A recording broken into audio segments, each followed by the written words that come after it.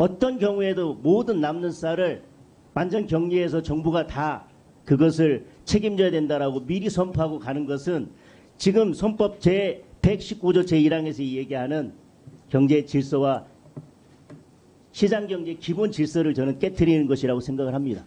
왜 1항만 얘기합니까? 2항은 얘기 안 하고.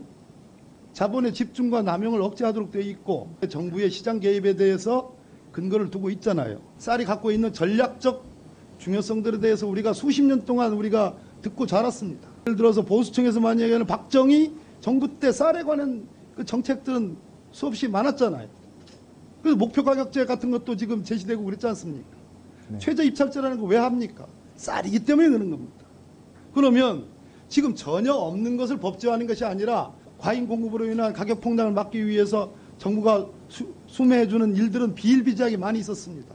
그것과 법제화를 해서 하는 것과의 간격이 내가 보기에는 크지 않아요. 우리나라가 산업의 경우에도 여러 가지 업종들을 그 전략 업종들을 정해서 지원을 많이 하고 있죠. 네. 교육도 마찬가지입니다. 특정 학과를 정해서 지원을 많이 하죠. 네, 그렇습니다. 그다음에 저번에 우리가 코로나 때 손실보상할 때도 소상공인 중에서 극히 특정한 그 영역에만 보상을 했죠. 네, 그렇습니다. 뭐 형평성이나 이런 걸로 봤을 때는 문제 제기할 게 많잖아요. 이러저러한 문제점이 있다 하더라도 정책적 판단을 할 수밖에 없는 거잖아요. 그래서 실제로 그렇게 실행하고 있잖아요, 정부에서. 이번 정부뿐만 아니라 과거로부터. 오늘 우리 올라오는 의안 31항이 보면은 저겁니다. 질병관리청장이 감염병 연구개발 사업을 하는 기관이나 단체에 대해서 출연금을 지급할 수 있도록 돼 있어요. 출연금이라는 건 대가 없이 그냥 주는 거잖아요. 그러면은 연구개발하는 기관이나 사업들이 출연금이나 받아서 자기네들의 진정한 그 자생력을 키우는데 방해가 된다. 이런 논리도 많이 있죠. 많이 있죠.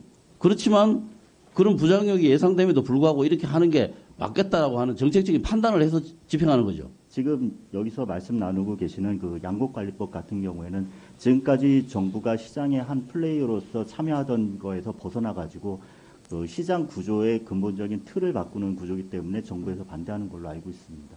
출연을 하는 건 플레이어보다 더한 겁니다. 실제로 양곡관리법 같은 데서 양곡의 문제가 생겼을 때 제한된 범위 내에서 개입하는 거잖아요. 근데 출연은 그냥 주는 거예요.